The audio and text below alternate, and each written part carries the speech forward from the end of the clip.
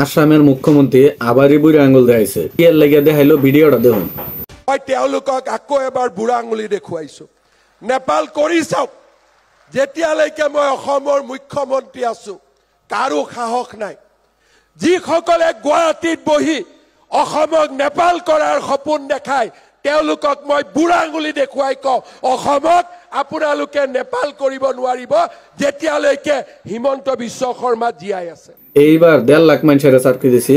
সামনে বছৰ 3 লাখ মানুষেৰ চাকৰি দিম এইবাৰ 1.5 লাখ ল'ৰাক চাকৰি দিছো অহাবাৰ 3 লাখ ল'ৰা ছোৱালীক আমি চাকৰি দিম আবেগৰ পৰিৱৰ্তে বিবেকৰ ৰাস্তাৰে খোজ কাঢ়িবলৈ আৰম্ভ কৰিলে অসম আজি ভাৰতৰ ভিতৰতে মহাশক্তিত পৰিৱৰ্তন হ'বলৈ আগবাঢ়িছে ভিডিওটা শেষ কৰতে দেখাৰ লাগিয়া অনেক অনেক ধন্যবাদ।